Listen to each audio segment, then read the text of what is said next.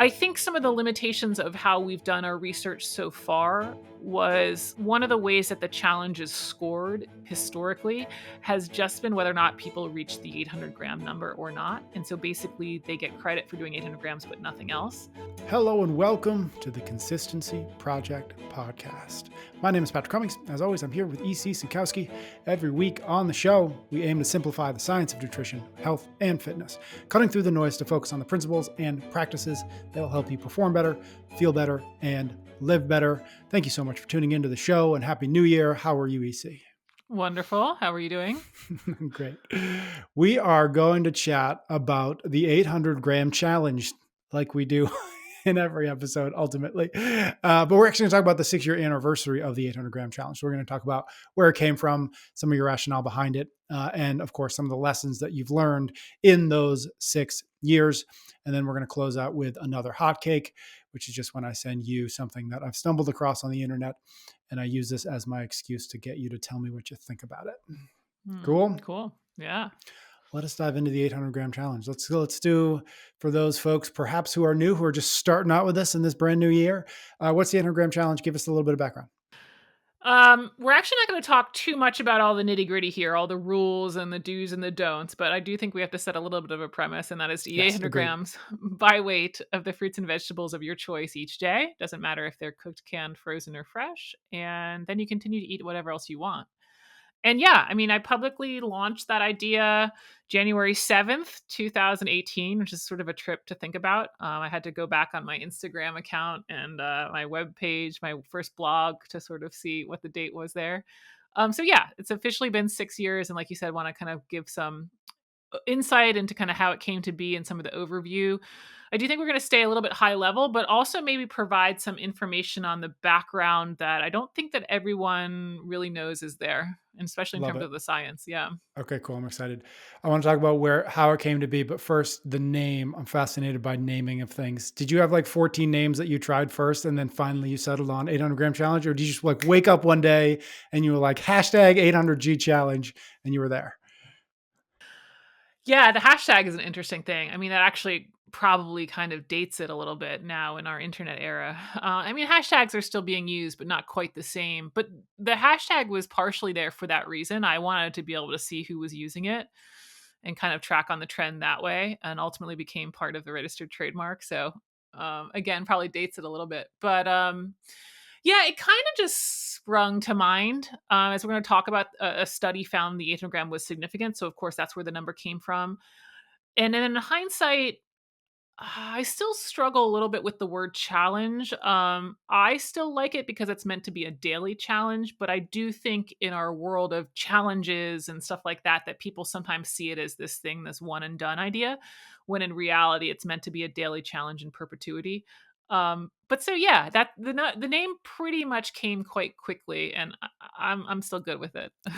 We're sticking with it. Okay. Sticking with Let's it. go back to the beginning. Where did it come from? You kind of hinted at some science behind it. So let's do the whole thing. Yeah. Yeah, so way, way, way before 2018. And this is back in my Boston days, so you were around. And this might have been like 2010, 2011. Our friend Heather Bergeron, I was at their house for dinner, and she just made this offhand comment while she was roasting broccoli, as she often did. And that was, you can never eat enough vegetables, right? And I just was sort of thinking about it for a little bit. I was like, huh, that's interesting. Like, what is the number there, right? Because at the time, of course, I was working for CrossFit, which always had this focus on measurement and definition when talking about fitness. And so it got me thinking when she sort of had that question of, okay, well, how do we really measure quality in the diet? And this was also a time when I know I wasn't really looking into the USDA guidelines with any sort of certainty or support. So I was getting most of my knowledge from trendy books and wasn't up to speed on necessarily what all of the recommendations existed at the time. But that sort of idea stayed with me for years. When somebody says they're eating clean, even though I don't love that word, we all know what it means. When somebody says they're eating clean, what does that really mean? And can we measure it? And so that was sort of rattling around in my brain for some time. And I'm not sure what really spurred it, but when I was in my master's for nutrition, which was 2016 now, 2017 at the time, it kind of like came back to me as an idea. And I was reading the book, cheery one, How Not to Die by Michael Greger.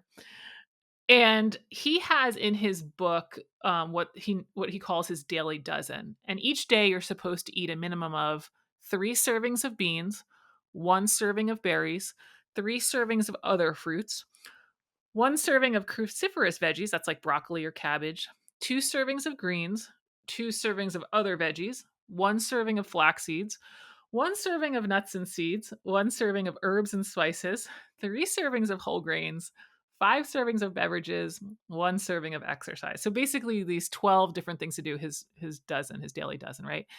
And so I tried it and I was thinking, okay, maybe this is how I measure quality in the diet. Let me just focus on adding these things to the diet every day, not worry about calories or macros tracking, which of course was big in CrossFit at the time.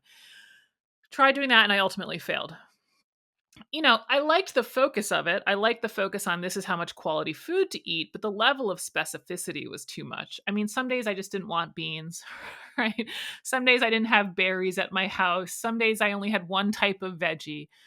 So I liked the intention, but I just found it was really cumbersome. And so I dropped it. But I still had this idea of measuring quality stuff. So then I started playing with potassium in the diet, tracking fruits and vegetables in an app like MyFitnessPal to see how much potassium I was getting because fruits and vegetables are quite high in potassium. And so my idea was, okay, maybe we just target this one micronutrient and that's going to be our proxy for quality in the diet. That's the way we measure it. The problem there is micronutrient data in apps is often not complete. And so you might put down, okay, I ate banana, but the banana entry might not actually have potassium in it. And so at the end of the day, your number might not reflect your true consumption. So that was going on. And then I was taking a class for cardiovascular disease at the time. And I think we had to look into different health recommendations to prevent cardiovascular disease. And I happened to come across this paper that was published June of 2017. So quite soon after it was published, I stumbled into it. And basically, they found that at 800 grams of fruits and vegetables a day, the risk of cardiovascular disease and other diseases went down. And so it was all of that background that I'd been playing around with in my mind and measuring quality and trying these different attempts that when I read that article and saw the health risk reduction at 800 grams of fruits and vegetables, I immediately thought, okay, what happens if I try to eat 800 grams of fruits and vegetables in my diet each day with no other rules and restrictions and see what happens? And so, of course, my 800-gram challenge was born in the summer of 2017. I want to ask you more about that research. That was part of the spark. But real quick, one of the things that when I was starting to understand this, obviously when our conversation started becoming more frequent and recorded, one of the things that I often got just in my head, just like backwards, is the 800-gram challenge is in pursuit of controlling quality and not quantity. And it took me a little while to be like, wait, 800, like we're measuring something. Why isn't this the EC's attempt at getting us to understand the quantity end of this equation? Can you just talk about why it's quality and not quantity that the 800-gram challenge is really kind of aiming towards? Mm. Yeah, that's a really astute point. So when you end up getting enough quality in the diet, as in the 800-gram challenge, you typically find that quantity falls in line, and that's sort of the magic of the 800-gram challenge when it works out. When you fill up on these whole unprocessed foods, you don't have enough room for too many chips and cookies and all of that stuff. And so I sort of found that, I think we collectively sort of found that in the CrossFit community, that when people started shifting their priority to quality, they found that they leaned out, performance improved, health markers improved, all of that stuff. But the vice versa didn't seem to work as well, that when you just focus on quantity, it doesn't seem to be as sustainable as health promoting, all of that stuff. And so I definitely at that time historically had a hefty bias towards focusing on quality first. And ultimately now I see how important it is to get quantity in line. But I do think that you can almost kill two birds with one stone when you go the quality to quantity route versus the vice versa, even though it's technically possible. Yeah, love that. Okay, so let's get back to that research that you mentioned. Some folks might actually be surprised that you didn't just pull this number just Yeah. out of your kitchen. Let's talk more about like what was that study? What did they find? Why was that such a spark for you in maybe connecting these dots that were until that moment a little bit disconnected? Yeah. Yeah, people are often surprised, like, "Oh, there's research for this?" Yeah, I mean, one of the reasons that I believe so strongly that 800 grams is a good number was exactly because it wasn't this thing that I came up with on my own. It wasn't like, oh, cool, I created this really wacky diet and now I think everybody else should do it. And I think there's a lot of trendy diets out there that are that the person starts with their experience and then they go outward from there. And this is sort of the reverse. I mean, the number came from an observational study, i.e., we were observing what people were already eating. And I'll talk about this in a minute too, but they weren't observing a population of like 6 feet muscular CrossFitters. It's a really broad, big general population. And so the point is here really is that tens of thousands of people were already living and doing this number, right? It's not just some sort of anecdotal experience of my own. So this study that it came from, again, linked in the show notes, type of study that we talk about all the time. It's a systematic review and a meta analysis, meaning, again, they were pulling together research from lots of different studies on the same topic. And they actually pulled together research from 95 different studies. So we're talking about a pretty good sample size. And it's 95 different observational prospective studies, meaning, yes, it's an observational study. We can't prove causation, but they took each of these 95 different studies. It was taking a group of people and then they followed them over time to see what happened to them in terms of death or disease. And so they're looking at, okay, this group of people, how many fruits and vegetables are they eating? And then what happens to them in terms of, do they get cardiovascular disease? Do they get cancer? And when do they die? And they looked at all causes of dying or all cause mortality. They weren't just looking at, did they die of cardiovascular disease and cancer? And so, again, combining the research from 95 different studies, the sample size for these endpoints ended up being about 900,000 people, right? So this is pretty darn good. And the studies, out of the 95 studies, 44 were from Europe, 26 were from the US, 20 from Asia, 5 from Australia.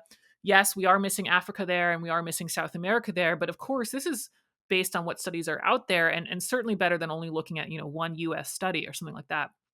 And lo and behold, what do they find? The lowest risk was observed for people that ate 800 grams of fruits and vegetables a day. But they find that risk improvement kind of dropped off after that. So it wasn't that this more is always better phenomenon.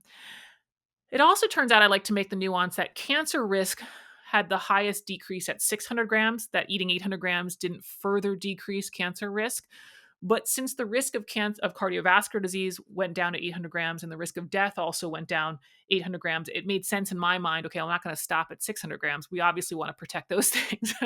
Let's protect, death. So I'm going to go all the way to 800 grams in the recommendation. And just to be clear about what kind of risk reductions we're talking about, there's a 28% risk reduction for cardiovascular disease at 800 grams. There was a 14% risk reduction in terms of getting cancer at 600 grams, and then a 31% risk reduction for all causes of dying at 800-gram consumption, which, these percentages in terms of diet related changes are about as good as you're going to get. They're not as good as being able to change your genetics by any means, but in terms of diet related changes, this is very good for a diet change to be able to make that risk reduction. Got it. Okay, so if I have the chronology right, there was somewhere in the range of like 6 months between reading the study and the first time you sort of talked about it. So, and you'd mentioned the study kind of triggered your own personal 800-gram challenge, which I assume means like, well, okay, let's see if this works. What were those months like between the study and saying, you know what, guys, I think I'm onto something here? Yeah, I think, I thought it was a good idea, but you got to test it. You got to actually see, like, okay, how does this really play out before I'm going to make this a diet recommendation?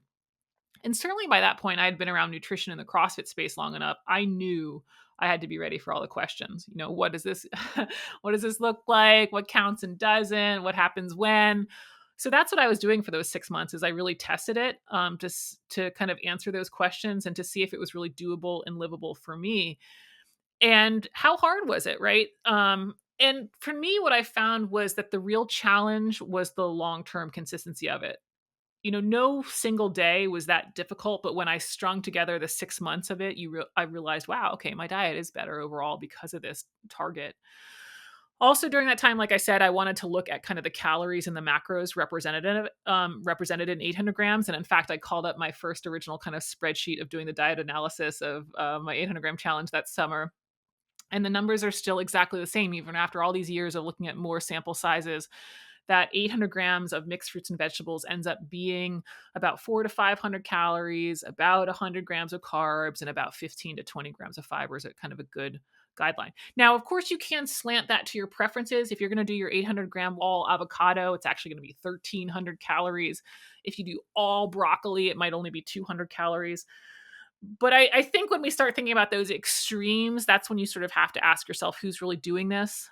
Some of these extreme, wacky ideas fall apart because of sustainability, which is nice. So those numbers I gave are quite good and really do hold up for a good mix of just fruits and vegetables. The other stuff that I wanted to do during that time was, hey, what other recommendations already exist out there? I'm not the first person to recommend fruits and veggies.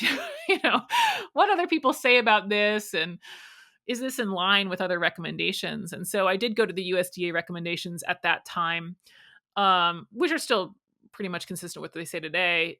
The real problem with the USDA recommendations, in my opinion, is just how complicated it is for life. um they have their food groups, and so if you were to look at how many fruits and vegetables to eat today, you would have six different categories to track, and each of those six categories to track, you have a different target to hit. And I get what they're trying to do. It's kind of like the How Not to Die book. It's like, hey, when you eat lots of different whole foods, you get lots of different vitamins and minerals, you get different fiber types, different phytochemicals. Like, I love the intention. It gives all of this structure to try to make sure that people hit all of these really important endpoints, all the different vitamins and minerals. Like, I get the intention, but when I read stuff like that, I'm always wondering, have you guys spent like any dinner in any house at dinner time with a family, or any business person traveling in an airport? Like,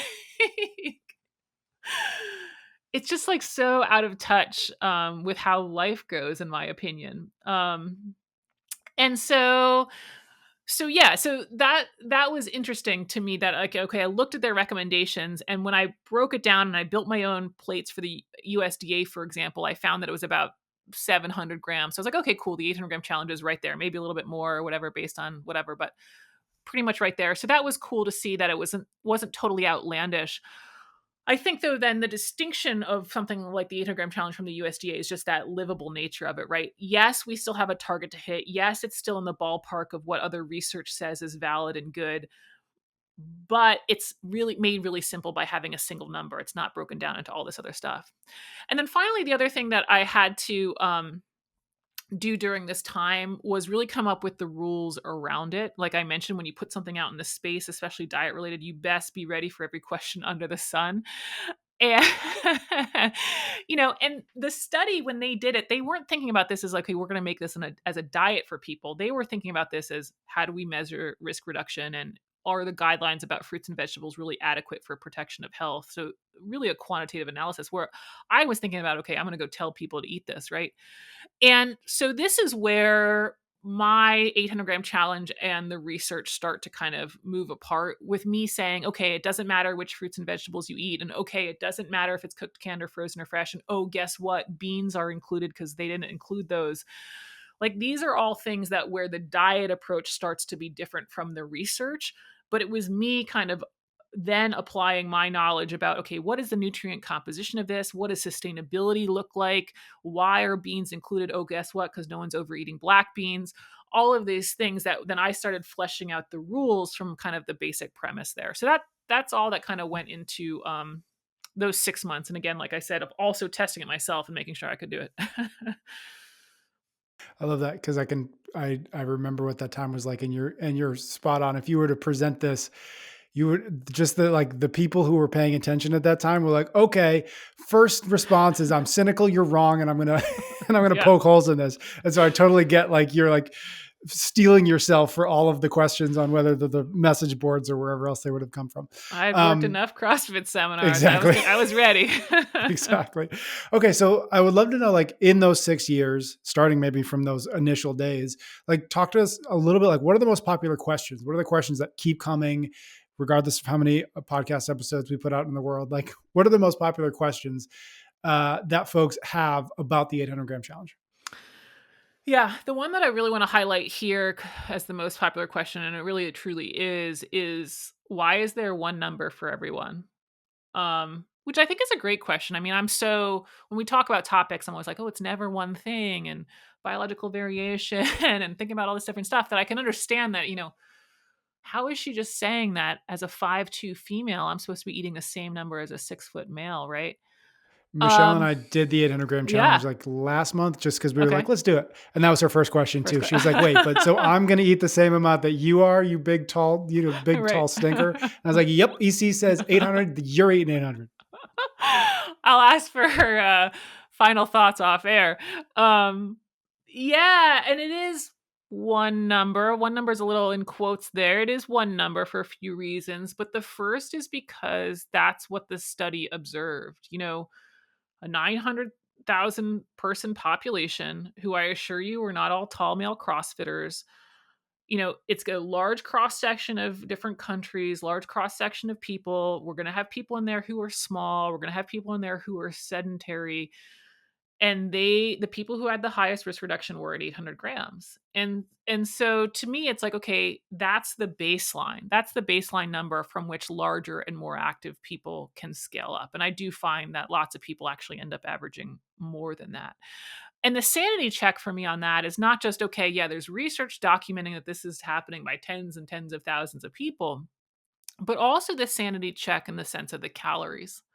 When we look at the calories and we find that they're 4 to 500 calories, even if you include different fruit or potato and then some veggies and stuff like that, that's even a fraction of calories for our smallest caloric budgets, right? Such that it makes it quite easy for me to say that 800 grams is the baseline. And then again, larger and more active people can't scale up. And what I encourage people there is if you're already routinely over 800 and it fits within your caloric needs, go ahead. I just didn't want people to develop this more is better idea. Well, okay, well, if 800 is good, 1600 is better. It's like, okay.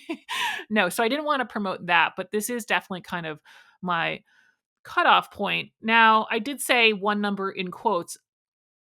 I certainly understand from a nutritional point of view, it is entirely possible that other numbers work, specifically lower numbers work, and that they can be just fine. Maybe they don't have as many fruits and vegetables, but they have a bunch of whole grains and they have a bunch of nuts, such that their overall caloric needs are perfect and all of that stuff. I understand that. What I will say, though, is I've found, especially now in application over the years, especially my master class, is that 800 grams has been a really good sweet spot. And there's almost kind of, I don't know how to call it, a story arc or something like that in my master class. But sometimes we'll start off with the 800-gram challenge, and people who are kind of shy of the target or questioning the target, I'm like, okay, that's fine. Settle at a lower number. We'll see where you fall. We'll keep going. Don't worry. And it's true that all of that stuff is true. But by the time we get to the end, by the time we've added in the other pillars of protein and calories, a lot of people come back to like, oh, wow, 800 grams is a really great number.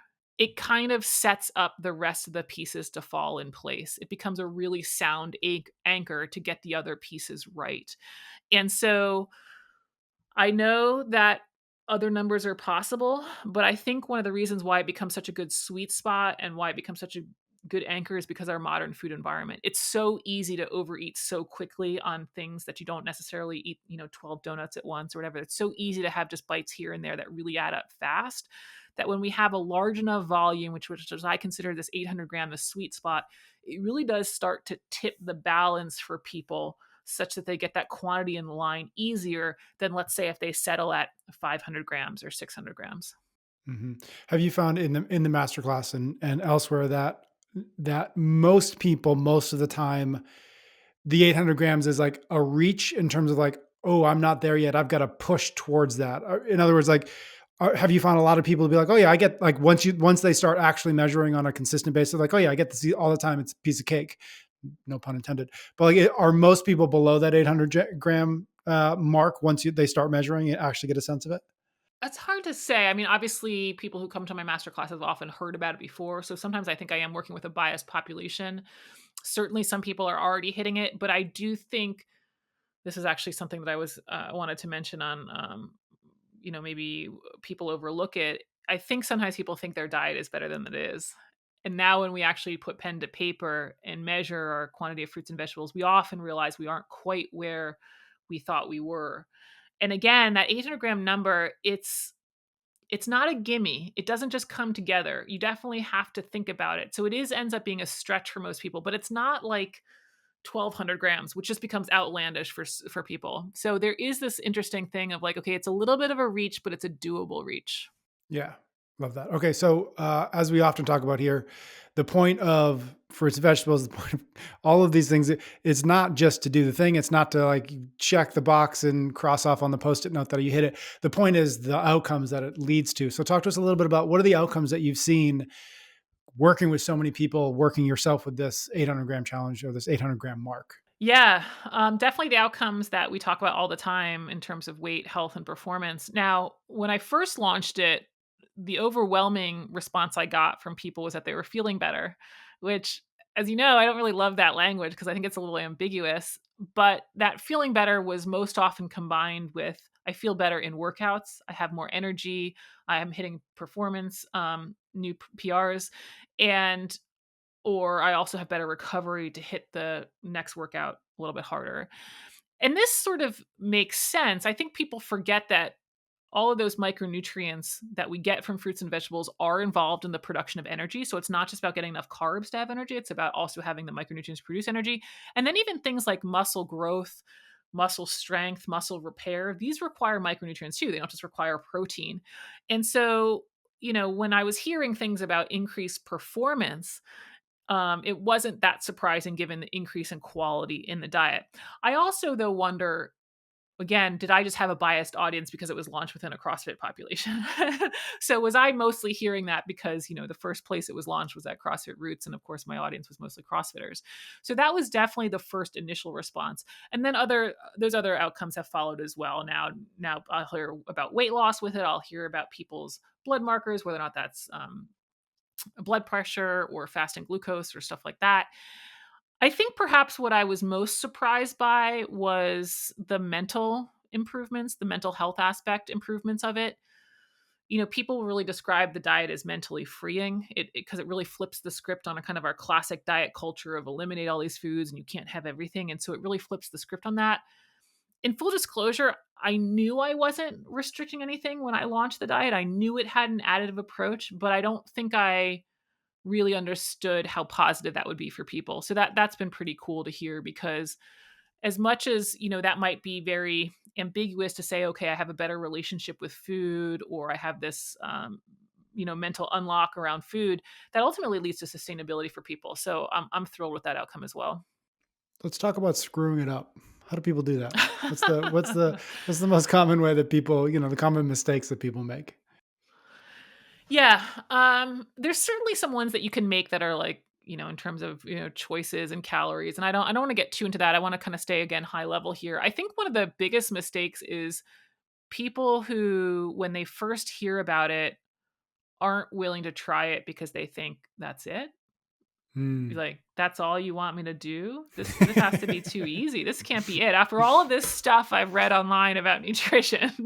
That's not painful enough. That doesn't Okay, seem it's not painful enough to painful be. enough. You haven't Yeah. addressed my macros. You haven't told me my total calories. Like, come on, lady. Like, come on. You got to give me something else.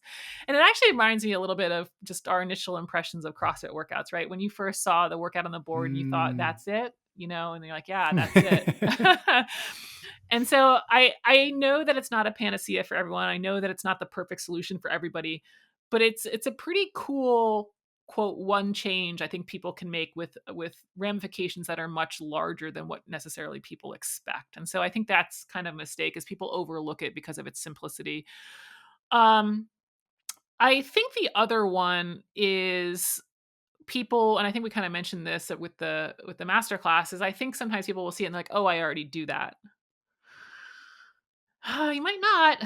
You might not. Our beliefs about our diet are often different than what's actually happening when we go to measure it, which is why measurement is so powerful. And I like to remind people the statistic that we say all the time: 80% of people aren't eating enough fruit, 90% of people aren't eating enough vegetables. So there's 90% chance that you're not doing the 800-gram challenge.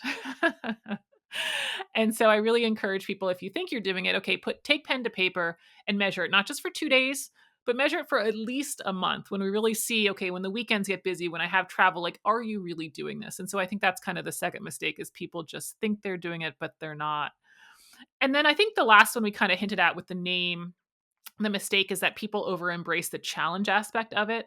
Again, it was meant to be, hey, do this forever, not 30 days and I'm done. I've certainly authored 30-day programs or 30-day, gym challenges. My intent with those was, hey, we've got 30 days together, let's build a habit, but then you go on and you continue this. It wasn't meant to be, okay, at the end of 30 days, you're done. And so it kind of makes me smile. I've had people tell me, "Oh, I did the 800-gram challenge." And I'm always thinking, "Well, what are you eating now?" Right. Like, what Right. did you find that was better than fruits and vegetables, right? So, um, yeah, I encourage people to think about it as like this is a way to ensure a healthy amount of fruits and vegetables forever, which I guess is a little bit daunting of a word, but it certainly wasn't meant to be like, "Oh, I did it and oh, those fruits and veggies, I'm done with that now." Which is funny because that's actually how I said it. I was like, "Oh, we did the Right, 800-gram challenge," right. which to me just means like we actually we Measured it. shared a Right. post-it note Right. and like we that was. But That's it's so true. funny. But you're right because we. But that's that. I mean maybe that's the good follow up, which is or a follow up, which is when you think about this. I know you do it, but when you encourage other people to do it, that measurement part of it, that is also part of the everydayness of it, right? It's not a challenge in the sense that you did it, you got through it, and then at the end, like somehow you're different from it. It is in fact doing it is, kind of like in CrossFit, you put your score on the whiteboard, right? Like that is having done the workout. You did it, however you did it, you put your score on the whiteboard, and now you've actually done it. In your mind, is that the same with the whether it's Post-it Note or MyFitnessPal or something else? You've got to be actually measuring it every day to be considered so that you can consider yourself actually continuing to do it. Yeah, I would say no. I don't need you to have your data records in perfect order to be eating 800 grams of fruits and vegetables, but I do find that some level of daily accountability is certainly helpful to that aim, right? You can eat 800 grams of fruits and vegetables, and the power is that you ate them. It's not that you have the record that you ate them. So there is something really interesting there that yeah, if somebody's actually tracking it, okay, maybe they move away from tracking because now they developed enough hand-eye estimation techniques, or maybe they just know, okay, across my meals, this is how much I eat. And so maybe they get away from measuring it a little bit. I do, and this is the same thing with tracking macros, tracking calories, tracking protein grams. I do encourage people to check in periodically because what we find is the further somebody gets away from actually measuring in a modern food environment, the further they get away from those whole food targets. All of a sudden, what used to be 200 grams of strawberries, now you're estimating at 400 grams. And what used to be 100 grams of ice cream, you're estimating at 25 grams of ice cream. It tends to go in the wrong way. We tend to start underestimating our processed food consumption and overestimating our whole food consumption. And so I totally hear you that I don't necessarily need everyone to turn in their post it note every day. But it can help with accountability and especially periodically to come back to it to recalibrate. And our modern food environment is super useful. Yeah. Yeah, which is the to me the biggest value is like doing it, measuring it, and then like, oh yeah, inch yourself back in the Right. right direction. Right. So to me, that has always been really useful to me when I like really settle into like, okay, 30 days of post-it notes on the Tracking. on the Yeah. refrigerator. Yeah. Let's talk a little bit about what I mean. You say it all the time. You're the first to say like this isn't. And you said today this isn't a panacea. Doesn't fix everything. It's not perfect. Um, what are some of the drawbacks that you've seen as people, as you yourself, and as the other folks have done the 800-gram challenge? What should we be looking out for? If perhaps we haven't fully committed to it yet. Yeah, it's not a panacea because it doesn't control the whole diet. It's continue to eat whatever else you want. And a lot of the goals that people have, even fitness related, because fitness related is often tied to body composition, come down to getting calories and macros right. And so with this, we're focusing on an aspect of the diet. And like we kind of said in the beginning, I find that it's easier to get total quantity in line when we go through quality. But that doesn't mean that we've totally gotten quantity right. And so unfortunately, calories are still a thing, even though we're not counting them in the 800-gram challenge. And so that's a drawback. We're not really controlling everything. I think the other drawback, I don't know how to get around this one, but it would be true of a lot of diets, is sort of a check the box mentality. I got my 800 grams in, so this means I can eat whatever I want. Well, okay, the whatever I want's the problem, not the fact that you did the 800 grams. So it can kind of create that behavior. Um, and then, yeah, I think the other thing is, I don't know if I'd call this a drawback, but I sometimes think that people think that's, my entire nutrition message. I think my entire nutrition message is better encapsulated by my 10 principles of nutrition, which I then sort of enact with the three pillars method. But the 800-gram challenge is just a part of that. Now, I think it's a really good part of that, but it's just a part of that. And, in full disclosure, I'm happy to be known as the 800-gram challenge lady. I think it's a great addition to the nutrition space, and I think it's got some really great effects. So this isn't necessarily a drawback, but I do would like people to know that there's things beyond the 800-gram challenge that I think are really useful for people to know to be able to get the outcomes that they want. Yep, agreed. I want to before we wrap up, I want to. You've mentioned it before. I can't remember what episode. You've been in the midst of, and tell us where we are with it, but like some amount of research being done on the 800-gram challenge itself. Is there anything worth updating us on? Um, however it currently stands. Yeah, thank you for that. We've done two clinical trials. At University of North Texas, and one was with what we would call a Gen Pop general population, and another one was with multiple sclerosis. And they were small studies. I think one was on the order of 12-ish participants, and another one was on the order of 16 participants. So believe me, I understand the challenges of research and the challenges of getting people enrolled in different studies and how difficult it is to get these really large sample sizes. And so, yeah, the results basically they did sort of 4 weeks of kind of educational material as well as making diet changes. And then they did another 4 weeks of moving on to just maintaining as many diet changes as they can.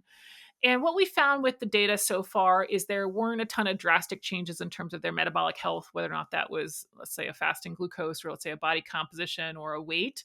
We did find no surprise that how much healthy food they were eating went up.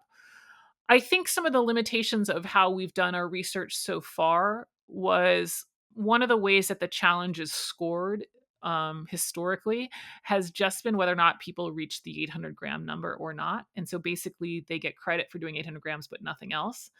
When I think if we drill down and look at, okay, this person was eating 600 grams this day, and this they ate 500, and we start to look at levels of adherence, I think we're going to probably be able to tease out greater effects than what we found so far. Because again, if somebody eats 700 grams, they basically look like they did nothing that day in terms of how the analysis has been run so far.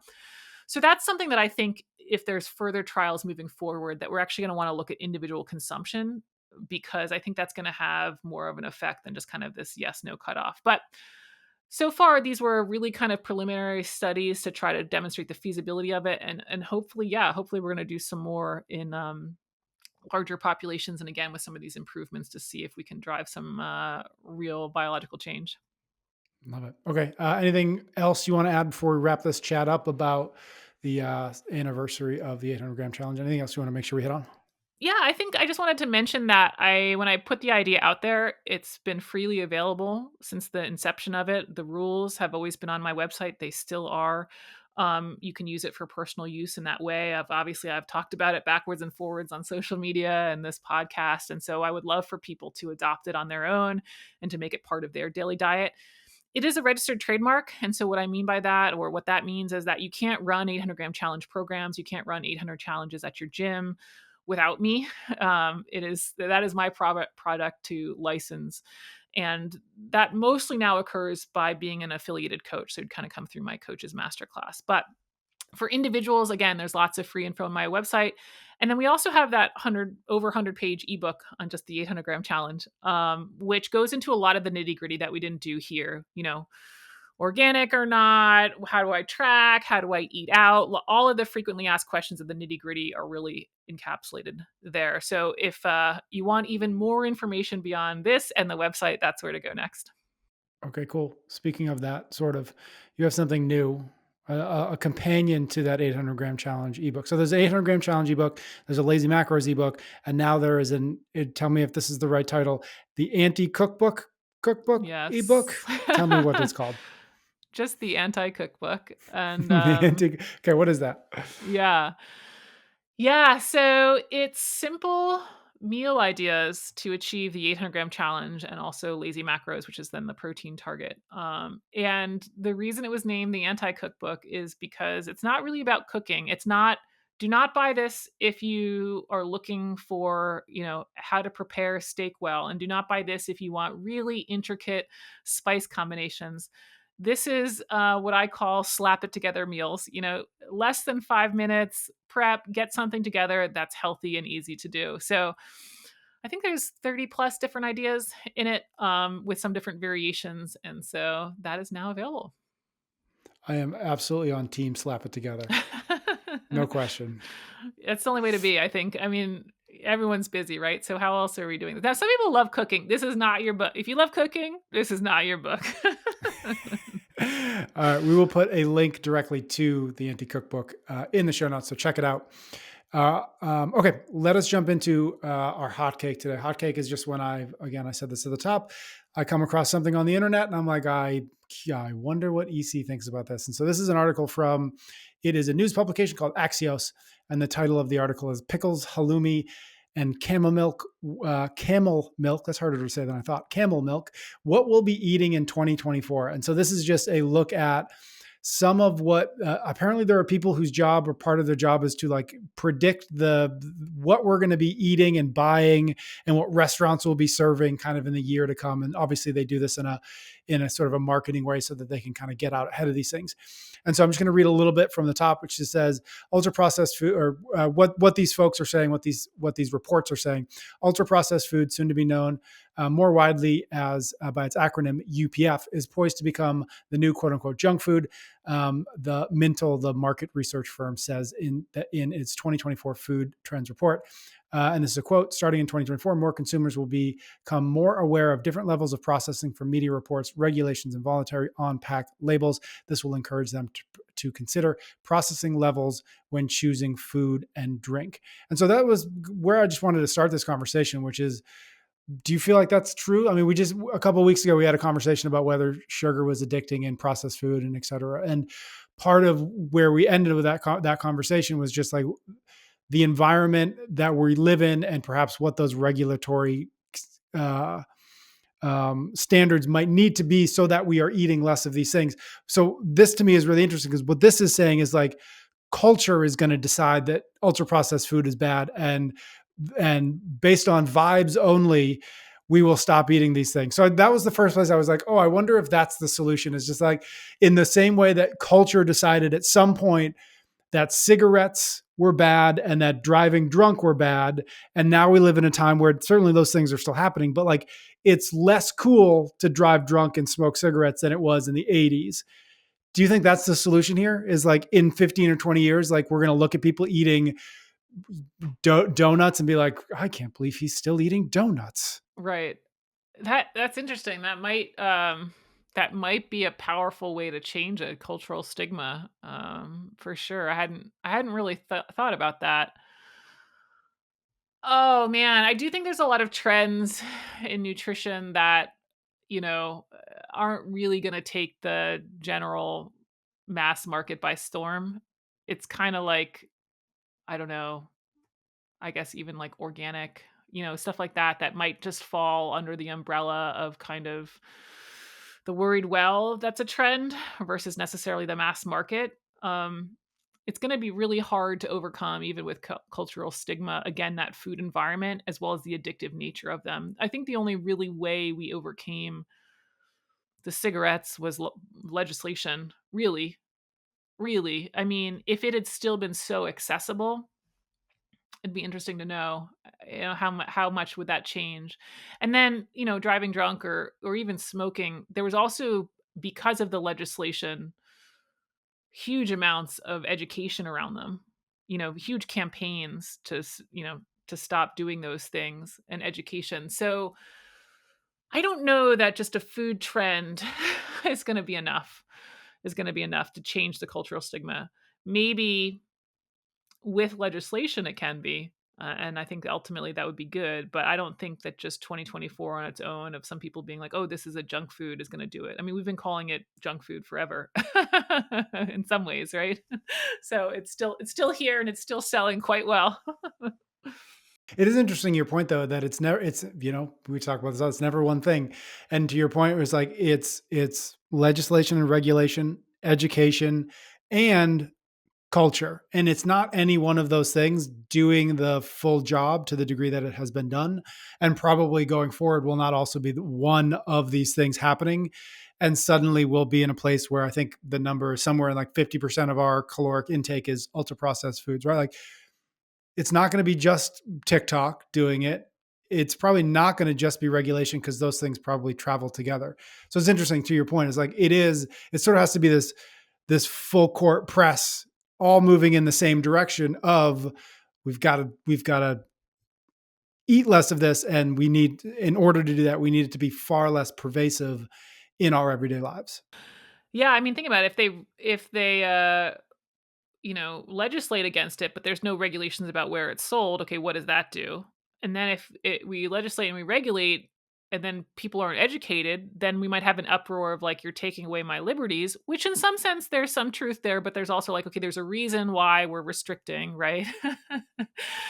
And then, yeah, if it's still considered like really healthy or the cool thing to do, it's just going to become like the black market. So, multi prong approach for sure. Yeah, seatbelts are another example that Yeah, just seatbelts popped are in my huge. head I think about it's a like great. all of these things traveling together. Like it is now like you're looked at sideways if like you're whatever, you're not wearing a seatbelt, or certainly like your kid's not in a car seat. Like all of these things that when we were growing up was like that was not how it was. Like I remember Oh, I I know remember the just like stories. sitting in the back seat of the van and just like, being like six, and like that's normal. That was, but now it's like like my kid's gonna be in car seats till he's 14, I think. I know. I laid on the back floor of the car. Oh my Yeah, god. exactly. Exactly. So again, all of those things travel together. Like the incentives, the incentives were on different levels, right? Legal, monetary, cultural, like all of these incentives started pushing towards the quote unquote better behavior, or the better for us behavior. So super interesting. I think that's really interesting and a good point. The other thing I just wanted to talk about was maybe just like food trends in general. And one of the things in the article that says, it says food trends now erupt faster than ever and can fade just as quickly due to TikTok and Instagram. And I'm just like I'm just fascinated by this. Is like, do you see this too? That there are like literal kinds of foods that are like popular. Like the first thing that is avocado toast, which I know is like 4 years old now. But like, how prevalent are those in your mind in terms of what you've seen? Do people care about those? I guess is the question. I think they do. I mean, TikTok, I think social media certainly accelerates the trend so much faster and really makes it catch on more than it would in any other media. I don't really do much on TikTok, so I feel like I stay out of that. And I also don't follow a lot of people that post trends on Instagram or Facebook. So I think in my mind, I'm like, who's getting really wound up about, camel milk? But, Camera you milk. know, Yep. I digress. I mean, I guess it's a big thing and we're all preparing for 2024. I think there's just a little bit of on one hand I kind of am cynical of it because we always have to make the same things new again and enticing, and that's how marketing works. And I also think that there's something though very real about it, is we don't like to eat the same things in perpetuity forever.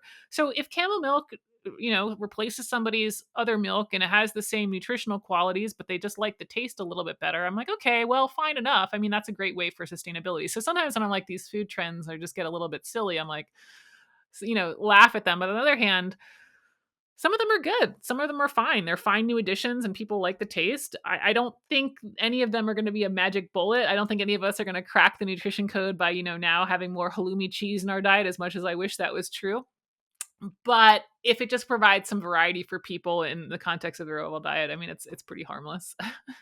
Why it's funny to me, or why partly it's funny to me, is and so very much in the context of what we talk about here all the time, which is like fruits and vegetables and protein and whole food. Like it is not a source to me for entertainment, which is like what happens when you start like thinking about these as trends, which is like, oh, that's fun, I'm going to try that. And I know I'm biased because it's me and whatever, but like that to me is the thing I think about, is like, why are you trying so hard to make your lunch on trend? Just have the salad. I love that. I do think there's a lot of that. Now, culturally, in terms of things to do, food is up there in terms of try a new place. Go, I mean, I think they mentioned like espresso martinis are back around. So, culturally, going out and trying a new food or a place certainly gives us something to do that can have some great benefits of, the social connection, the relaxation, blah, blah, blah. But I do think you're right that putting a lot of emotion, even if that's fun emotion, into our food experience, I think sets us up to be seeking those dopamine rewarding foods more so than the whole on processed foods that really need to be the focus. And so, yeah, if we're looking for a lot of enjoyment from our lunch, it's going to be a harder road to make the chicken salad than it is if we're like, okay, cool, I'm just getting my protein and my veggies for the day and I'm moving on. So I think that's a really good point. And I agree that trying not to like make nutrition always enticing part of the day actually will make it easier to be successful with.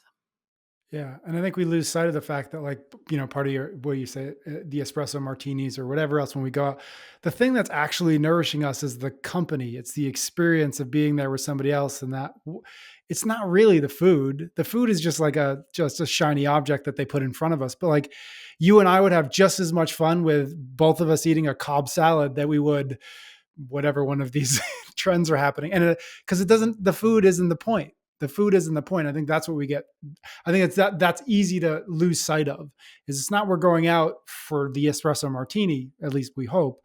It's like it's to spend the time and to make the connections and the relationships and all those other things that are actually the things that we genuinely appreciate and that genuinely make us healthier and happier people. Totally. Anything else in this article that popped out at you worth mentioning before we wrap up?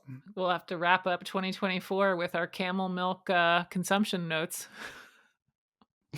Camel milk. Get out your Post-it, How hard is Patrick. that to Trap it for the get? year. I don't How know, hard but is track camel it. milk to get? Hey, yeah, I clicked on the Yeah. link in that thing. They've got Yeah. massive amount of positive reviews. So There you go. All right, put it on the list. Put it on the list. All right, EC. Thank you. Thank you everybody out there for listening. Thank you for your ratings and your reviews. EC and I will be back next week for another episode of the Consistency Project podcast.